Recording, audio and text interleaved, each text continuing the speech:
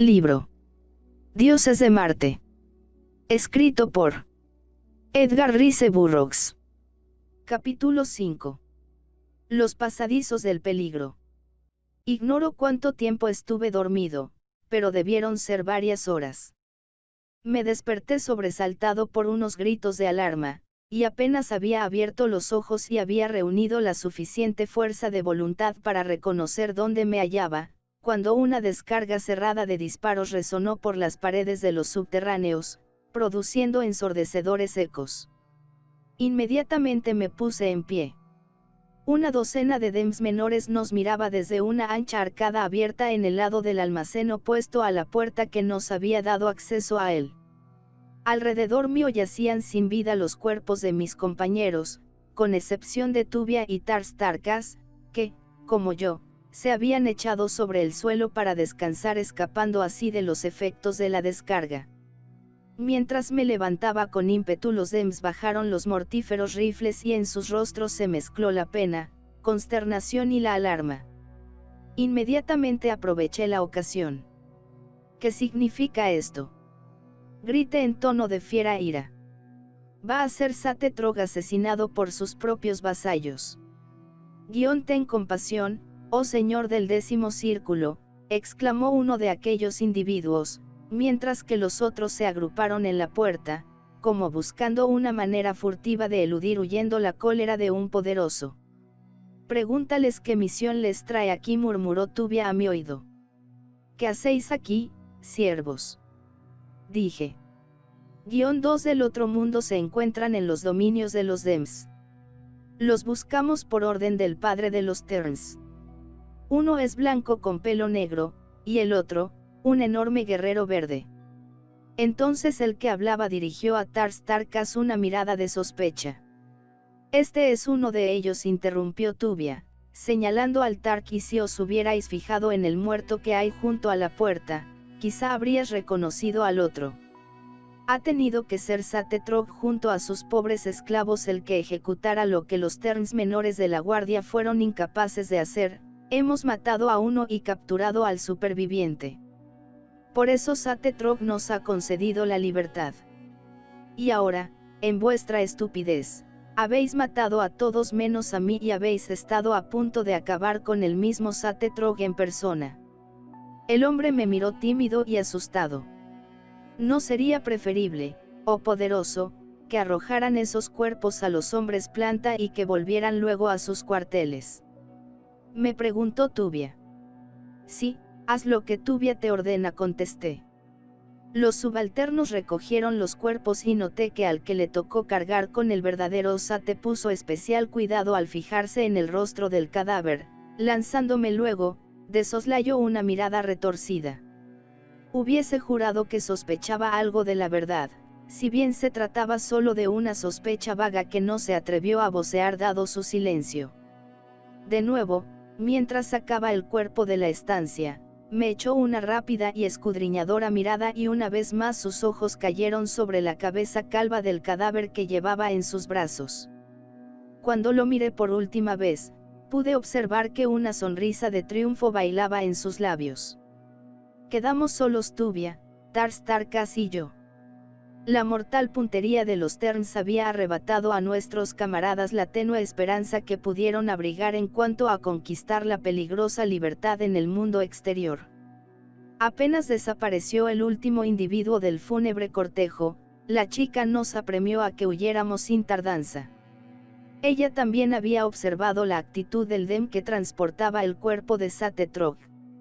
Eso no auguraba nada bueno para nosotros, oh príncipe, me dijo, porque aunque ese malvado no se atreva a acusarnos por miedo a cometer un error, los hay por encima de él que pedirán un detenido examen de tu persona, y eso, príncipe, resultaría fatal. Me encogí de hombros. Me daba la sensación de que cualquier acto que lleváramos a cabo nos encaminaba hacia la muerte. El sueño me había descansado, pero seguía muy débil por la pérdida de sangre. Mis heridas eran muy dolorosas y no podía esperar alivio de ninguna medicina. Cuánto eché de menos el casi milagroso poder sanatorio de los extraños bálsamos y ungüentos de las mujeres verdes marcianas. En una hora me hubieran dejado como nuevo. Me desanimé.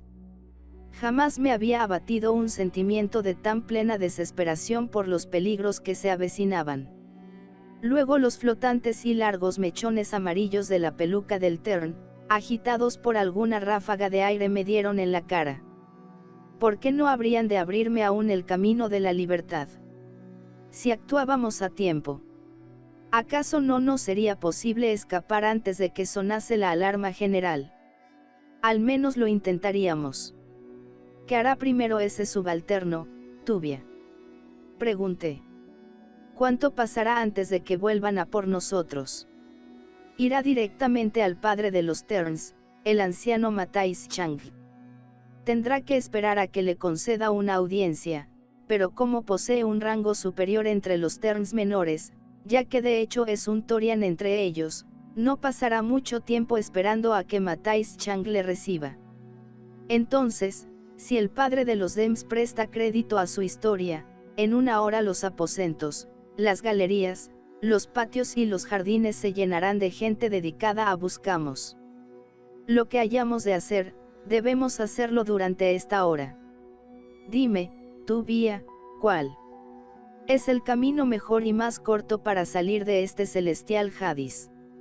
El que conduce directamente a la cima de los acantilados, príncipe, me respondió, y luego, atravesar los jardines para llegar a los patios interiores. Desde nuestro camino nos conducirá a los templos de los Terns, y cruzándolos, ganaremos los patios de afuera. A continuación tropezaremos con las murallas. Oh, príncipe, todo es en vano. 10.000 guerreros no podrían abrirse paso hacia la libertad a través de este horrible lugar. Desde el principio de los tiempos, poco a poco, piedra a piedra, los Dems han ido formando las defensas de su fortaleza. Una continua línea de inexpugnables fortificaciones circunda las laderas exteriores de las montañas de Oz. Dentro de los templos que se alzan tras las murallas, 1.000.000 de guerreros está siempre listo. Los patios y los jardines rebosan de esclavos y de mujeres y niños. Nadie podría tirar en ellos una piedra sin ser descubierto. Si no hay otro camino, Tubia, que nos enfrentaremos a todas esas dificultades. Hagámosles frente. ¿No sería mejor, opinó Tars Tarkas, aplazar la fuga para después de anochecer? Parece que no existe ninguna posibilidad durante el día. Quizá la oscuridad nos favorezca algo, pero incluso entonces las murallas están tan bien guardadas como de día, y puede que incluso más. Sin embargo, en los patios y en los jardines no hay tantos centinelas, contestó Tubia. ¿Qué hora es?, pregunté. Era medianoche cuando me soltaste de mis cadenas, dijo Tubia. 2 horas más tarde, llegamos al almacén. Allí dormisteis 14 horas. Ahora, pues se debe estar poniendo el sol. Venid, iremos a alguna ventana próxima para asegurarnos de ello. Diciendo esto, nos guió por unos tortuosos corredores hasta que, tras un brusco recodo, llegamos a una abertura desde la que se dominaba el valle del Dor. A nuestra derecha se ponía el sol, un enorme disco rojo, más allá de la estribación occidental de los Oz. Algo debajo de nosotros se hallaba un sagrado Den vigilando desde su atalaya. Su traje de oficial, color escarlata, le ceñía el cuerpo, como anticipo al frío que llegaría con rapidez en cuanto empieza a anochecer. La atmósfera de Marte es tan tenue que absorbe muy poco calor solar. Durante las luminosas horas del día hace un calor excesivo, pero por la noche reina un frío intenso. Tampoco su tenue atmósfera refracta los rayos del sol, ni difunde la luz de este como la de la Tierra. Marte carece de crepúsculos. Cuando el gran astro del día desaparece detrás del horizonte, el efecto es precisamente como el de apagar la única lámpara de una habitación. De la claridad más brillante se pasa sin transición a la más densa oscuridad. Luego salen las lunas, esas misteriosas y mágicas lunas de Marte, que se arrastran cual monstruosos meteoros que cruzan a muy escasa altura la superficie del planeta. El sol declinante iluminaba con brillantez el margen oriental del Kourus, la pradera púrpura y el lujurioso bosque. Entre los árboles vimos que pastaban muchos rebaños de hombres planta. Los adultos se mantenían levantados sobre la punta de los pies y las fuertes colas, y con los talones devoraban todas las hojas y los brotes aprovechables. Entonces fue cuando comprendí la cuidadosa disposición de los árboles, que me hizo formar la errónea idea al contemplar por primera vez aquel espectáculo de hallarme en el territorio de un pueblo civilizado. Mientras observábamos, nuestras miradas se fijaron en el ondulado Aises, que salía de la base de los acantilados que nos servían de pedestal. Por entonces surgió de la montaña una canoa cargada de almas perdidas y procedentes del otro mundo. Había una docena de ellas y todas pertenecían a la muy culta y civilizada raza de los hombres rojos que dominaban en Marte. Los ojos del heraldo asomado al balcón debajo de nosotros cayeron sobre el condenado grupo al mismo tiempo que los nuestros. Levantó la cabeza e inclinándose sobre el recortado pretil que bordeaba la altísima atalaya, lanzó el salvaje y escalofriante alarido que llamaba al ataque a los demonios del infernal paraje. Los brutos permanecieron un instante con las orejas erectas y luego se desbordaron del bosque hacia la orilla del río, recorriendo la distancia a descomunales y torpes zancadas. El grupo ya había desembarcado y se hallaba de pie en la pradera cuando la horrible horda llegó a su vista. Hubo un breve e inútil conato de defensa. Luego, en medio del más espantoso silencio, unos enormes y repulsivos bultos taparon los cuerpos de sus víctimas y millares de bocas chupadoras se cebaron en la carne de sus presas. Aparté la vista con disgusto. No han durado un instante, exclamó Tubia. Los grandes monos blancos reclaman la carne una vez que los hombres planta han drenado las arterias de los cadáveres. Mirad, ya llegan. Dirigí la mirada en la dirección que la muchacha me indicaba y vi una docena de grandes monstruos blancos que atravesaban corriendo hasta la ribera del río. El sol se ocultó por completo y unas tinieblas que casi podían tocarse nos rodearon, impidiéndonos ver nada. Tubia no perdió el tiempo y nos condujo por el corredor que subía y bajaba a través de la masa rocosa hacia la superficie, situada a 1000 pies de altura sobre el nivel en que habíamos estado. 2 veces unos grandes bands que andaban sueltos por las galerías nos interceptaron el paso, pero en cada caso Tubia les dirigió en voz baja una palabra de mando y las rugientes bestias se apartaron apaciguadas. Si traspasas todos los obstáculos con la facilidad que amansas a estas fieras, no veo obstáculo alguno que nos impida avanzar, dije a la muchacha sonriendo. ¿Cómo lo haces? Ella se echó a reír y luego se estremeció. Ni yo misma lo sé, añadió. Cuando vine aquí por primera vez enojé a Satetrog porque rechacé sus caricias. Ordenó que me arrojasen a uno de los grandes pozos de los jardines interiores. Estaba lleno de bands. En mi país estaba acostumbrada a mandar. Algo en mi voz, ignoro qué, acobardó a las bestias cuando se lanzaron a atacarme. En lugar de destrozarme en pedazos, tal y como Satetrog deseaba, vinieron a lamerme los pies. Tanto divirtió aquello a Satetrog y a sus amigos, que me dedicaron a cuidar y domar las terribles criaturas. Las conozco a todas por sus nombres. Hay un gran número de ellas vagando por estas sombrías regiones inferiores. Son carroñeros. Muchos prisioneros mueren en las mazmorras. Los bands solucionan el problema de la limpieza, por lo menos en ese aspecto. En los jardines y los templos superiores están encerrados en pozos. Esto se debe a que los Terns les temen y rara vez se aventuran en parajes subterráneos, excepto cuando el deber les obliga a hacerlo. Se me ocurrió una idea, sugerida por lo que Tubia acababa de decir. ¿Por qué no juntas unos cuantos bands para que nos precedan sueltos mientras vayamos bajo tierra? Dije. Tubia rió abiertamente. Es cierto, esto distraerá la atención de nosotros, me contestó. Y, sin más, empezó a llamarlos con un canturreo lento que más parecía un ronroneo. Continuó así mientras continuábamos nuestro tedioso camino por aquel laberinto de estancias y pasadizos subterráneos.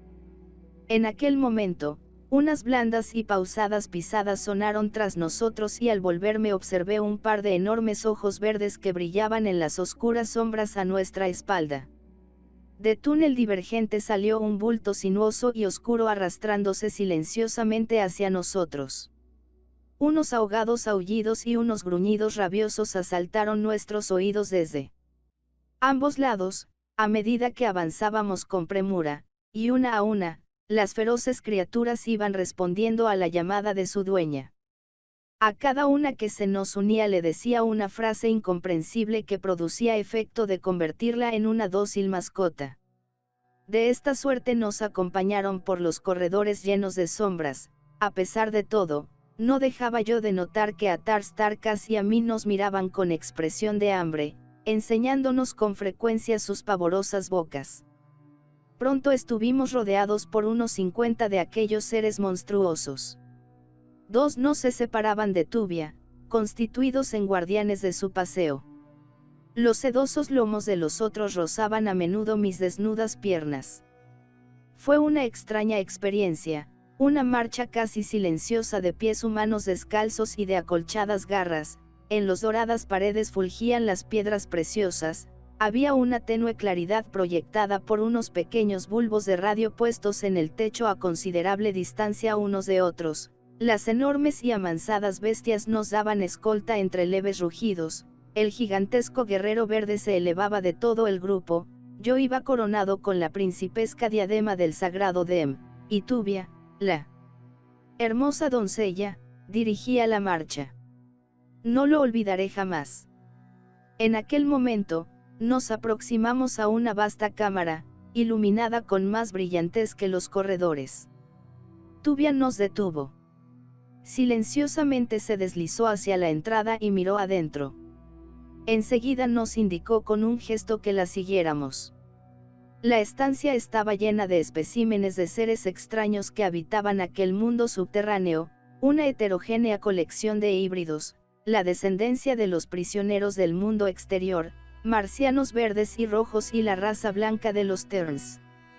El constante confinamiento en las regiones subterráneas había creado en la piel de tales gentes extrañas marcas.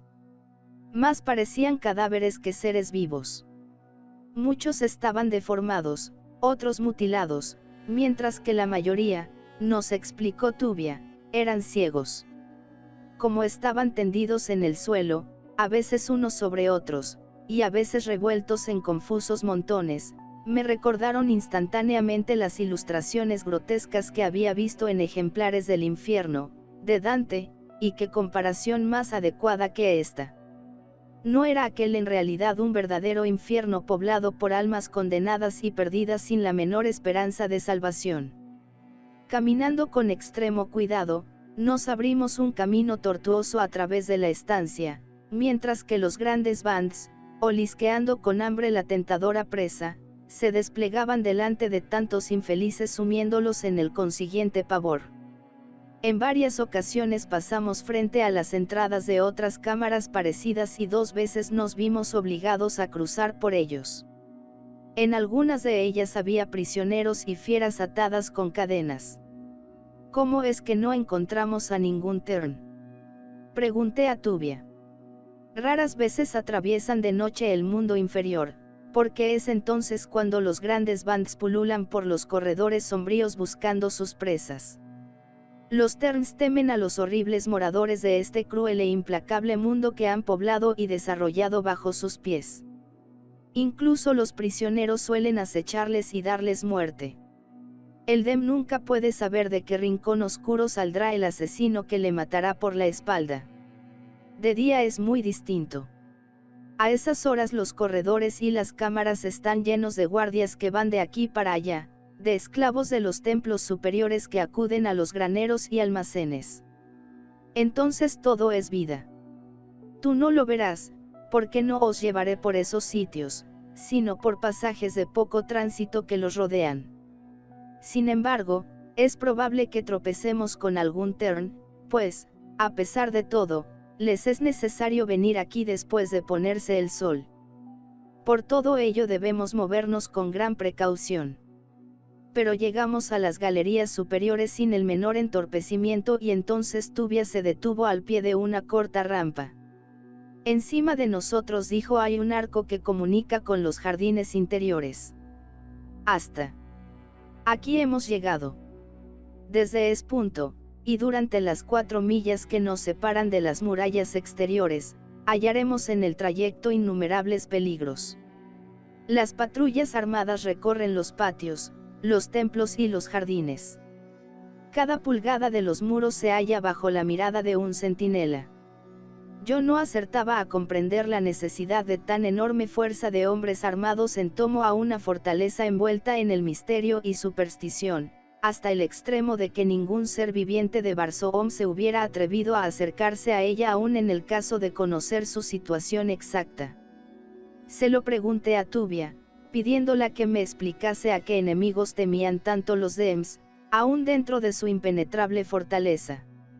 Habíamos alcanzado el arco y Tubia se disponía a abrirlo. Tienen miedo a los piratas negros de Barsoom, oh príncipe, me dijo, de los que nuestros antepasados nos preserven. La puerta se abrió de par en par, un olor a vegetación exuberante me llegó a la nariz y el aire frío de la noche sopló contra mis mejillas. Los grandes bands husmearon las para ellos desconocidas fragancias, y con loco impulso nos dejaron atrás, lanzándose a corretear por los jardines, bajo los lúgubres rayos de la luna más próxima. De repente surgió un grito estridente de la techumbre de un templo, un grito de alarma y de aviso, que repetido de punta a punta, fue de este a oeste, de los templos a los patios y de los torreones a los jardines hasta que se extinguió a lo lejos como un amortiguado eco. La larga espada del gigantesco Tark salió de su vaina, y Tubia a mi lado, se encogió de espanto. Capítulo 6. Los piratas negros de Barsoom. ¿Qué sucede?, pregunté a la muchacha. Por toda contestación me señaló el cielo. Miré y allí, sobre nosotros, vi unos cuerpos oscuros que volaban con Rafael por encima de los templos, los patios y los jardines. Casi inmediatamente salieron unos chispazos luminosos de aquellos extraños objetos. Hubo el ruido de una descarga y a continuación, desde el templo y las murallas, respondieron a esta con detonaciones y rugidos. Los piratas negros de Barsoom, príncipe, dijo Tubia. Describiendo grandes círculos en el aire, las naves de los merodeadores se iban acercando cada vez más hacia las fuerzas defensoras de los Dem. Descarga tras descarga, los piratas vomitaban sin cesar metralla sobre los guardianes del templo. Descarga tras descarga la metralla atravesaba el aire buscando a las sinuosas y veloces naves. Cuando los piratas se disponían a tocar tierra, los soldados Dem se desbordaron de los templos hacia los patios y los jardines. Su presencia al aire libre hizo que varias naves de los asaltantes se dirigieran a nosotros desde distintas direcciones. Los Dem disparaban contra ellas parapetados detrás de unos escudos fijados en sus fusiles, pero a pesar de todo, las tétricas y negras embarcaciones prosiguieron su avance. En su mayor parte eran unas pequeñas naves construidas para 2 o 3 hombres. Las había algo mayores, pero aquellas se mantenían distanciadas y desde lo alto dejaban caer sobre los templos una granizada de bombas por medio de sus baterías situadas en las cuiles. Al fin, con un impulso concertado, y sin duda obedeciendo a una señal de mando, los piratas más próximos a nosotros saltaron resueltamente al suelo en el verdadero centro de las tropas defensoras. Casi sin aguardar a que las embarcaciones llegasen a tierra, los tripulantes que las manejaban se arrojaron sobre los terns con furia demoníaca. ¡Qué combate! Jamás había presenciado hasta entonces nada que se le pareciese. Yo pensaba que los marcianos verdes eran los guerreros más feroces del universo, pero el horrible abandono con que los piratas negros acometían a sus enemigos trascendía a cuanto llevaba visto. Bajo la brillante luz de las 2 gloriosas lunas de Marte, el conjunto de la escena se presentaba con viva claridad. Los Dem de piel blanca y pelo dorado, resistían con desesperado valor en lucha cuerpo a cuerpo a sus adversarios, color de ébano. Aquí, un pequeño grupo de enfurecidos combatientes pisoteaban un arriate de flores. Allí, el sable curvo de un hombre negro buscaba el corazón de un Dem, y, encontrándole, dejaba un cadáver a los pies de una maravillosa estatua tallada en un rubí palpitante. Más lejos, una docena de Dem empujaban a un pirata aislado contra un banco fabricado de esmeraldas, sobre cuya iridiscente superficie había trazada con diamantes incrustados una rara y fascinante inscripción barsomiana. Tubia, el Tark y yo contemplábamos la batalla apartados a un lado. La marea de la batalla no nos había alcanzado aún, pero los combatientes, de cuando en cuando, se nos acercaban lo bastante para que pudiéramos distinguirlos con todos sus detalles. Los piratas negros me interesaban enormemente. Había oído de ellos rumores vagos, y casi los tenía por seres legendarios durante mi anterior existencia en Marte, pero nunca tuve la oportunidad de verlos, ni de hablar con quien lo hubiera hecho. Era creencia popular que habitaban en la luna inferior, desde la que caían sobre Barsoom de tarde en tarde. Cuando esto sucedía, cometían las más horrorosas atrocidades, y al retirarse se llevaban con ellos como botín armas de fuego, municiones y no pocas muchachas como cautivas. El rumor popular aseguraba que estas desgraciadas eran sacrificadas a alguna terrible divinidad en una orgía que terminaba en un banquete en el que eran devoradas. Tuve una excelente oportunidad para examinarlos, porque los diferentes incidentes de la lucha les condujo a muy corta distancia del sitio en que yo me hallaba. Eran hombres altos y corpulentos, tal vez de 6 pies y más de estatura.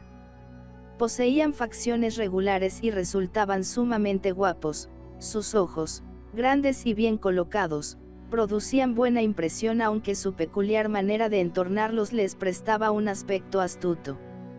El iris, por lo que pude divisar a la luz de la luna, era de una extraordinaria negrura, mientras que el globo del ojo llamaba la atención por su blancura perfecta.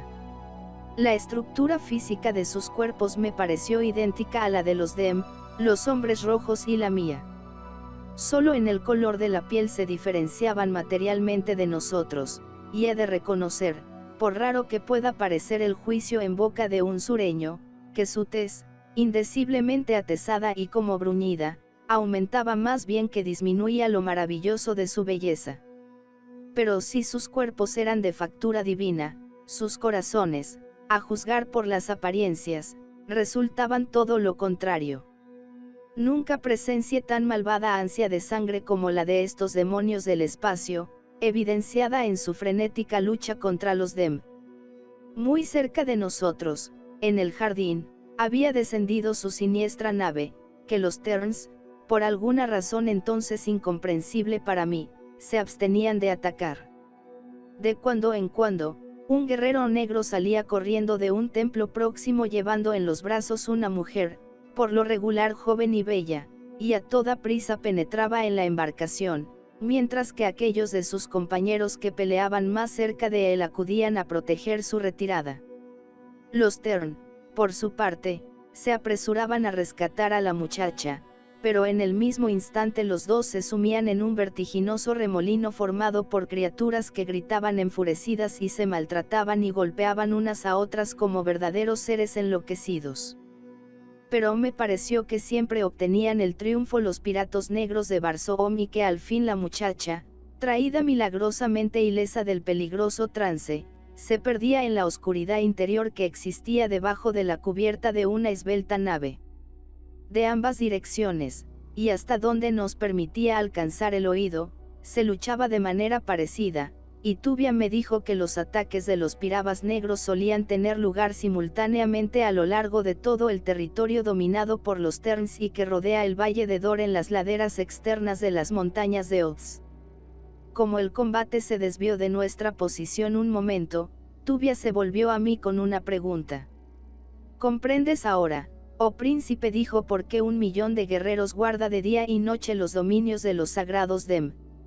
La escena que estás presenciando no es más que una repetición de la que yo he visto varias veces en los 15 años que llevo aquí prisionera.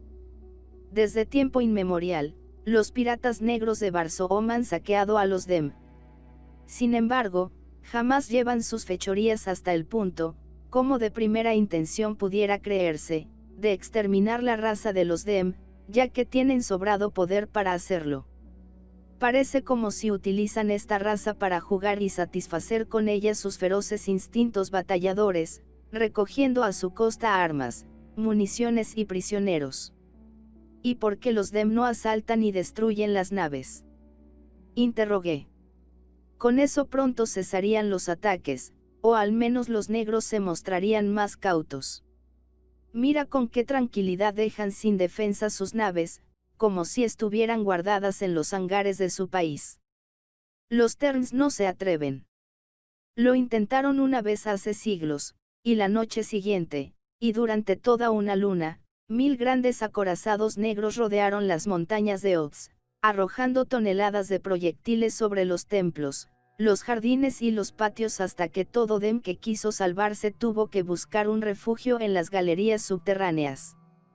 Los Terns saben que solo viven por la tolerancia de los hombres negros. Entonces estuvieron al borde del exterminio, y nunca se aventurarán a correr de nuevo tal riesgo. Acabó Tubia de hablar y un nuevo elemento intervino en el conflicto. Llegó sin que lo pidieran ni los Dem ni los piratas. Los grandes band que habíamos soltado en el jardín, debieron espantarse al principio con el estruendo de la refriega, los alaridos de los guerreros, el sordo retumbar de las bombas y las descargas de los rifles. Pero más tarde, tal vez excitados por el continuo ruido y el olor de la sangre fresca, irrumpieron cual una tromba rugiente, en medio de aquella combatiente masa humana. Un espantoso aullido de bestial ira surgió de uno de los band cuando sintió la carne palpitante debajo de sus poderosas garras. Como si aquel grito fuese una señal obedecida por los demás, la manada entera acometió con furia a los combatientes de ambos bandos. El pánico reinó al instante. Los Dem y los hombres negros se unieron contra el enemigo común, porque los band no manifestaban preferencias por ninguno. Las espantosas bestias derribaron un centenar de hombres con el solo peso de sus enormes cuerpos, cuando se arrojaron enfurecidas al remolino de la lucha. Brincando y desgarrándose abrieron paso entre los guerreros con sus poderosas patas, mientras que en un instante destrozaban a sus víctimas con las afiladas garras. La escena resultaba fascinante a causa de lo horrible que era, pero, de repente, me di cuenta de que estábamos malgastando un tiempo precioso presenciando el combate, que en sí mismo significaba nuestra vía de escape. Los Dem se hallaban tan ocupados con sus terribles asaltantes, que solo en aquella ocasión se nos ofrecería una oportunidad favorable para huir. Me volví con intención de buscar un espacio libre entre las hordas contendientes. Si conseguíamos llegar a las murallas podríamos encontrarnos con que los piratas habrían acabado con las fuerzas que las guardaban, y nos habrían dejado un camino franco que nos conduciría a la libertad. Mientras mis ojos vagaban por el jardín, el espectáculo de centenares de embarcaciones aéreas abandonadas sin vigilancia en torno nuestro me sugirió la forma más sencilla de escapar. ¿Cómo no se me había ocurrido aquello antes? Yo estaba completamente familiarizado con el mecanismo de cualquier aeronave fabricada en Barsoom, pues durante 9 años navegué y peleé en la escuadra de Helium. 1000 veces surqué el espacio en una frágil nave de exploración individual y además había tenido el honor de mandar el mayor de los acorazados que hasta entonces había flotado en el tenue aire del moribundo Marte. Para mí, pensar es actuar. Cogí a Tubia por un brazo, murmuré a Tars Tarkas que me siguiera y rápidamente nos deslizamos hacia una pequeña nave situada más allá de los guerreros que combatían. Nos bastó un instante para subimos a la reducida cubierta. Apreté con el pulgar el botón que controlaba los rayos impulsores, ese espléndido invento de los marcianos que les permite navegar a través de la tenue atmósfera de su planeta en enormes buques, comparados con los cuales los más impresionantes navíos de nuestras flotas terrestres son unos ridículos cascarones. La embarcación osciló ligeramente, pero no se movió. Entonces un nuevo grito de alarma llegó a nuestros oídos. Me volví y vi una docena de piratas negros que se precipitaban hacia nosotros apartándose del lugar de la lucha. Habíamos sido descubiertos. Con alaridos de rabia, aquellos demonios cayeron sobre nosotros. Yo continuaba oprimiendo el botoncito que debía enviarnos a surcar el espacio, pero la nave se negó a partir. De improviso comprendí el motivo de que sucediera tal cosa. Estábamos a bordo de una nave para 2 personas. Sus depósitos de rayos estaban cargados con solo la energía de empuje suficiente para elevar 2 hombres de corpulencia corriente, y el gran peso del Tark nos tenía anclados a nuestro fin. Los negros se iban acercando a nosotros. No había un instante que perder en dudas y vacilaciones. Apreté de nuevo el botón y lo bloqueé. A continuación puse la palanca a la velocidad máxima, y cuando los piratas se disponían a acometernos aullando salté de la cubierta de la nave esperando el ataque con mi espada en alto. En el mismo instante el grito angustioso de una muchacha sonó a mi espalda, y tras breve intervalo, cuando los negros me atacaban, oí que sobre mi cabeza Tubia me decía con voz amortiguada por la distancia: oh príncipe mío, preferiría quedarme para morir con. Pero lo demás se perdió en el estruendo de mis asaltantes. Supe así que mi treta había dado resultado, al menos temporalmente. Tubia y Tars Tarkas estaban a salvo, y poseían un medio seguro de evasión.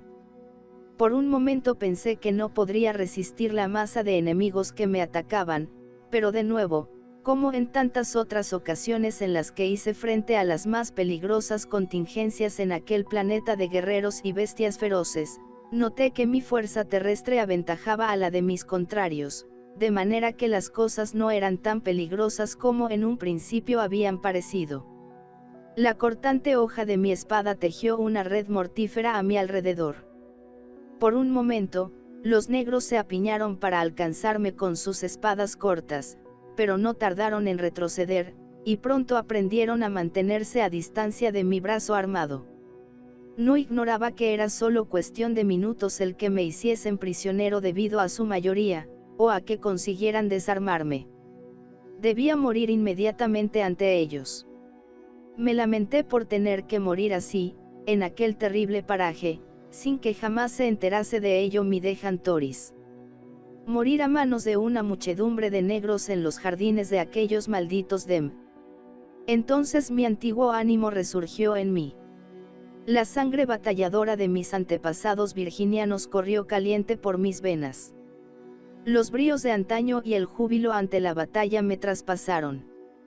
La sonrisa belicosa que causó en otras ocasiones la consternación de mis enemigos apareció en mis labios. Deseché de mi mente la idea de morir y me lancé contra mis antagonistas con tal furia que nunca lo olvidarán mientras existan los que escaparon de sus efectos. Bien sabía que acudirían otros en apoyo de los que me acometían, y por eso mientras luchaba, no cesaba de buscar una manera de salir vivo de tan espantoso trance. Me la ofreció la inesperada circunstancia, a pesar de la oscuridad densa que había detrás de nosotros. Acababa precisamente de desarmar a un enorme negro que me resistió con desesperada tenacidad, y aquello motivó que los suyos retrocedieran un momento para tomar aliento. Me contemplaban con malvada furia, aunque se vislumbraba un atisbo de respeto en su modo de mirarme. Me dijo uno, peleas como un dator. Pero si no fuera por tu detestable pelo amarillo y tu piel blanca honrarías a los primeros nacidos de Barsoom. Yo no soy Dem, contesté, y estaba a punto de explicar que venía de otro mundo, pensando que entrando en tratos con aquella gente y combatiendo a su lado contra los Dem alcanzaría su ayuda para recobrar la libertad, cuando en el mismo instante un pesado objeto me dio en la espalda un golpe tan violento que casi me hizo caer al suelo. Mientras me volvía para encontrarme con mi nuevo enemigo, el objeto pasó sobre uno de mis hombros, pegando en la cara a uno de mis contrarios que se desplomó en tierra sin sentido. Enseguida vi que lo que nos había golpeado era el ancla colgando de una nave de regular tamaño, quizá de un crucero de 10 hombres. El buque flotaba despacio sobre nosotros, a unos 50 pies escasos de nuestras cabezas. Inmediatamente comprendí que se me presentaba una ocasión única para huir. La nave se elevaba con lentitud y ya el ancla se hallaba más allá de los negros que me observaban y a varios pies de altura sobre sus cabezas. De un salto que les dejó con la boca abierta y los ojos desorbitados de asombro, pasé por completo por encima del grupo. Un segundo salto me puso a la distancia necesaria para cogerme al ancla, que ya subía con rapidez. Conseguí mi propósito, y sujetándome con una mano crucé entre las ramas del alto follaje de los jardines, mientras que mis absortos enemigos aullaban enfurecidos debajo de mí.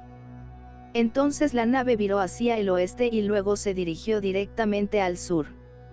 Un momento después fui conducido más allá de las crestas de los acantilados áureos, meciéndome sobre el tétrico valle del Dor, donde, abajo a 6000 pies de distancia, el mar perdido de Cons brillaba a la luz de la luna. Cuidadosamente trepé para adoptar una postura cómoda sentado entre los brazos del ancla. Me pregunté si la embarcación no estaría abandonada, o si tal vez perteneciese a gente amiga, llevada por casualidad en medio de los feroces piratas y los desalmados Dem.